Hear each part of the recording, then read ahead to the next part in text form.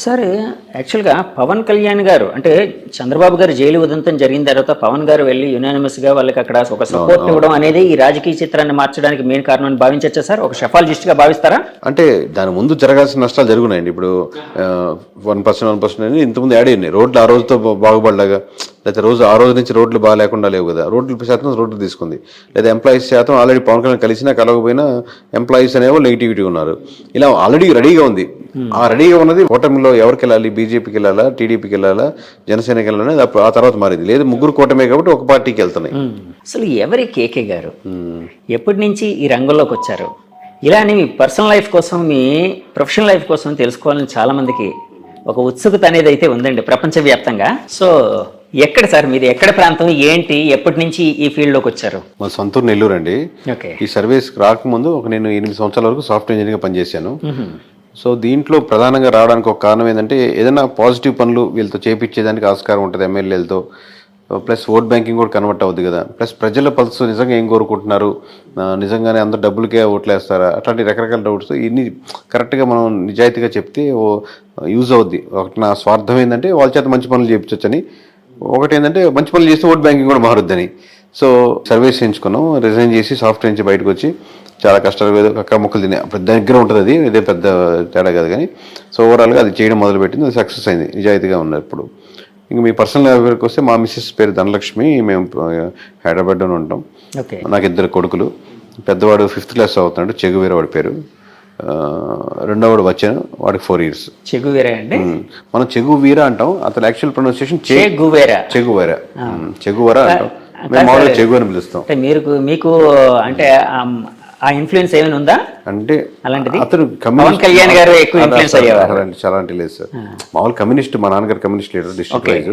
కొంచెం బుక్స్ చదవడం, లేకపోతే ఒకసారి లాంగ్ బ్యాక్ నేను ఒక బైక్ మీద ట్రావెల్ చేస్తూ ఉన్న ఒక మూవీ ఉండేది, కంప్లీట్ మోటార్ సైకిల్ డైరీస్ అనేది ఉంది కదా. ఆ మూవీ చూశాను మామూలుగా. చూస్తున్నప్పుడు అప్పుడు ఎవరు చెగువేరు నాకేం తెలియదు అప్పటికి. మూవీ చూసి అద్భుతంగా, నాకు ట్రావెలింగ్ ఇష్టం, బైక్ అలా ట్రావెలింగ్ అనేది. తర్వాత అలా ఎవరు అప్పుడు దాంట్లో పూర్తి ట్రాన్స్ఫర్మేషన్ ఉంటుంది అనమాట. మీరు చూస్తుంటారు మోటార్ బైక్ డైరీస్, ఆ ట్రాన్స్ఫర్మేషన్ అవన్నీ చూడడం వల్ల బాగుంది ఇతను వేరంటే అప్పుడు చెగువేరు అనేది. దాని తర్వాత దాని గురించి తెలుసుకున్నాను.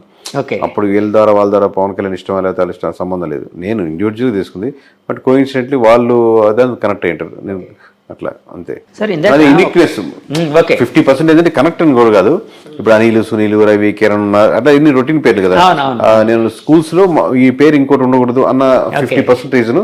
ఇంకోటి నేను కనెక్ట్ అయిన డైరీస్, దాంట్లో అతనికి ఆల్రెడీ ఆ పేరుకి ఒక స్టోరీ ఉంది, ఒక యూనిక్నెస్ ఉంది కదా అనేది. ఇట్లా రకరకాల కాన్సెప్ట్. ఇందాక మీరు ఒక మాట అన్నారు, షెఫాలజిస్ట్గా ఉంటే పొలిటీషియన్స్ మంచి పనులు చేయించచ్చని. అది ఎలా సాధ్యపడుతుందండి?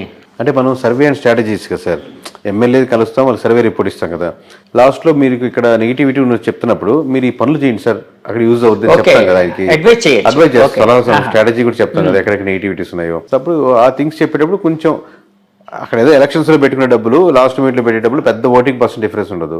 అది అమౌంట్ దీని మీద ఇన్వెస్ట్ చేయండి, మంచి పని మీద, ఇక్కడ కార్యక్రమం మీద. ప్రజలకి ఎంతో హెల్ప్ అవుతుంది. మీకు ఆయన కావాల్సింది ఏంది? ప్రజలకు గెలిప పక్కన పెడదాం, గెలవాలి.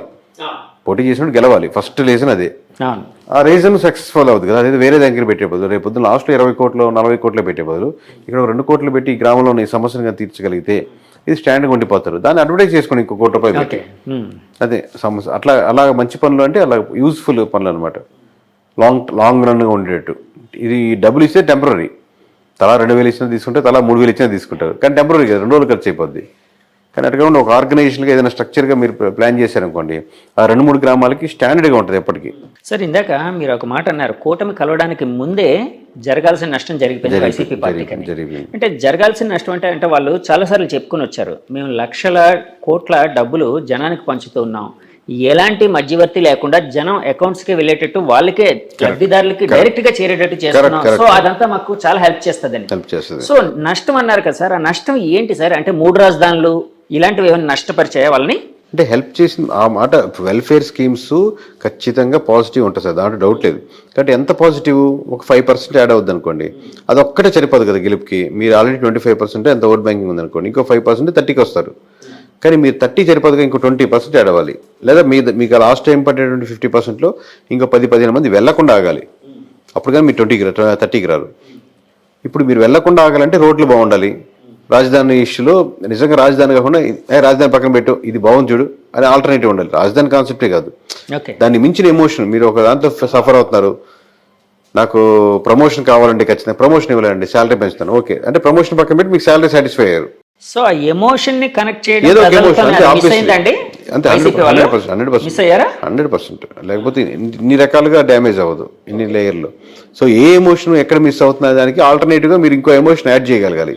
ఆ ఎమోషన్ యాడ్ చేయడంలో మిస్ ఫెయిల్ అయింది. సార్ అలాగే నేను చాలాసార్లు చాలా మంది దగ్గర పెద్ద పెద్ద వాళ్ళ దగ్గర ఒక మాట అయితే విన్నాను, అసలు ఈ ఎలక్షన్ అంతా జగన్ వర్సెస్ జగన్ గా జరిగింది.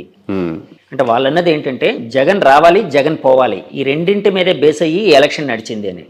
ఇలాంటి స్టేట్మెంట్ ని మీరు అంటే యాక్సెప్ట్ చేస్తారా, ఏకీభవిస్తారా, లేకపోతే డినై చేస్తారా? దాంట్లో పార్షియల్ కరెక్ట్ ఉందండి. పోయినసారి చంద్రబాబు రావాలి చంద్రబాబు పోవాలి అన్నట్టు జరిగింది అనుకున్నాం అనుకోండి. అబ్వియస్ గా రెండు పార్టీల మధ్య ఓటు బ్యాంకింగ్ జరుగుతున్నప్పుడు రెండు పార్టీలో ఎవరికి చంద్రబాబు జగన్ అనుకుంటున్నారు. వీళ్ళు చెప్పేటప్పుడు జగన్ అని వీళ్ళు దాన్ని ప్రమోట్ చేస్తున్నారు. బట్ యాక్చువల్లీ ఏంటంటే ఏ నియోజకవర్గంలో ఆ నియోజకవర్గంలో ఓటేస్తారు.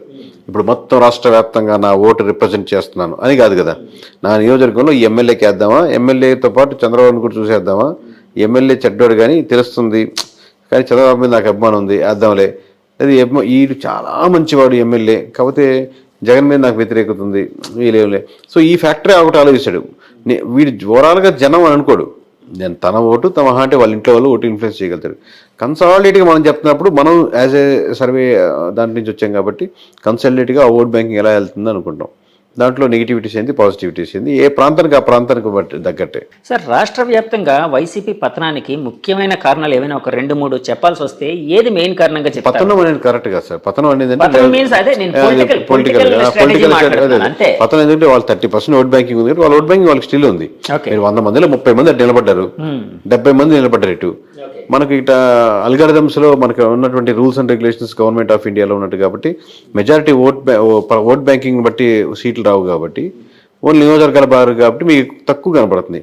కానీ 130% మంది అంటే చిన్న నెంబర్ కాదు. ప్రతి కోట్లో 30 లక్షల మంది ఉన్నారు. సో సీట్లు అంటే ఇప్పుడు ఇందా చెప్పినట్టు ఒక్కొక్కటి ఫ్యాక్టరీ ఇందా చెప్పినట్టు రోడ్డు కావచ్చు, అక్కడ స్కూల్స్ కావచ్చు, హాస్పిటల్స్ మంచి డెవలప్మెంట్ లేకపోవడం కావచ్చు, రకరకాల ఫ్యాక్టరీస్. అంటే ఏదో ఒక ఎమోషనల్ కాంటాక్ట్ ఏదో ఒక రీజన్ అయితే అంటే స్టేట్ వైడ్ గా ఏదో కారణం ఉండే అవకాశం ఉంది కదండి. అట్లాంటిది ఏదంటారు? అంటే ఒక షెఫాలజిస్ట్ గా మీరు స్టేట్ వైడ్ గా అదే సార్. ఇప్పుడు మీకు ఇప్పుడు అంటే మీకు వన్ సైడ్ కనపడింది కాబట్టి అలా అనిపిస్తుంది. ఇప్పుడు రాజధాని స్టేట్ వైడ్ జరిగిందంటే రాజధాని మీకు కృష్ణా గుంటలో ఉన్నట్టు మీకు శ్రీకాకుళంలో ఉండకపోవచ్చు, రాప్తాడులో ఉండకపోవచ్చు. రాప్తాడు ప్రజలు మనకు అమరావతిలో ఉండే రాప్తాడు ప్రజలు రాప్తాడు సమస్యల మీద వేస్తుంది. అలాగే స్టేట్ వైజ్ ఉన్న డెవలప్మెంట్ మీద కూడా చూసుకుంటూ ఉంటుంది. అలాగే కొంచెం ఎమ్మెల్యే మంచివాడైతే కొంచెం కన్సిడర్ అవుద్ది. అయితే 2-3 సార్లు ఓడిపోయినాడు, ఈసారి గెలవాలని సానుభూతి ఉంటే సానుభూతి అవుద్ది. ఓవరాల్ జనరలైజ్గా స్టేట్మెంట్ చెప్పలేము. కూటమి కట్టడం జనరలైజ్గా స్టేట్మెంట్ చెప్పుకోవచ్చు. కూటమి రాష్ట్ర వ్యాప్తంగా అడ్వాంటేజ్ అయింది. అంటే నేను చాలా మంది మా ఛానల్ తరఫున కొంతమంది పబ్లిక్ బైట్స్ తీసుకునేటప్పుడు చాలా మంది ఏమనేవారంటే అంటే కూటమిని యాక్సెప్ట్ చేసే వాళ్ళందరూ వెల్ఫేర్ అనేది ఉంది కానీ డెవలప్మెంట్ లేదు, సో డెవలప్మెంట్ లేకపోవడమే మాకు చాలా ఇబ్బందికరంగా ఉందని ఎవరు. ఆ డెవలప్మెంట్ లేకపోవడం అనేది రాష్ట్ర వ్యాప్తంగా వైసీపీని ఓడించడానికి కారణమై ఉండొచ్చా సార్? డెవలప్మెంట్ మీరు కొన్ని విషయాలు చేసినప్పటికి కూడా ఆ నియోజకవర్గంలో వాళ్ళు they have to feel this development. నాకు మంచి స్కూల్స్గా మార్చారు. ఈరోజు నా పిల్లవాడిని మధ్య తరగతి నాకు 30,000 వస్తున్నాయి, నేను ప్రైవేట్ స్కూల్ కట్టి 20,000 కట్టి పంపించాల్సిన అవసరం లేదు. ఈరోజు మంచి జగనన్న స్కూల్స్ బాగున్నాయి, నేను దానికే పంపిస్తాను. అందరూ అలా ఊర్లో ఎక్కువ మంది వెళ్తున్నారు అనుకోండి, ఆబ్వియస్గా మీరు వాళ్ళకి అడ్వర్టైజ్ చేసుకోనక్కర్లే అట్లాగా. సో అదేం ఫ్యాక్టర్ కాదంటారు సార్? అంటే మారుతూ ఉంటుంది అంటారు డెవలప్మెంట్ అనేది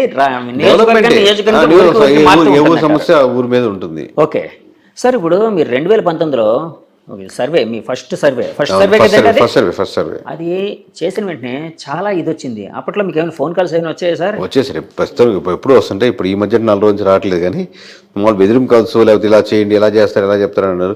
పోనీ మీరు ఒక నెంబర్ చెప్పండి సార్ అంటారు. అంటే ఎమ్మెల్యేస్ నుంచి మినిస్టర్ నుంచి నాకు రాదు. నాకు ఒక అడ్వాంటేజ్ ఏంటంటే నాకు అన్ని పార్టీల నుంచి తెలిసిన వాళ్ళే కాబట్టి సన్నిహితులే, అది మనం వర్క్ చేసిన క్లయింట్. సన్నిహితం అనకంటే కూడా క్లయింట్ అనొచ్చు, ఎందుకంటే ఆ డిఫరెన్స్ ఉంటుంది. సన్నిహితం అంటే క్లోజ్నెస్ అయిపోతుంది. సో క్లయింట్సే కాబట్టి మ్యూచువల్ రెస్పెక్టే ఉంటుంది. అది వాళ్ళు వేరే ఆ జిల్లాలో వేరే వాళ్ళు తెలియకపోయినా కేకే నాకు తెలుసు బాగా చేస్తారు అని వాళ్ళు వెళ్తుంటారు కాబట్టి నాకు వాళ్ళ నుంచి థ్రెటన్ కాల్స్ ఉండవు.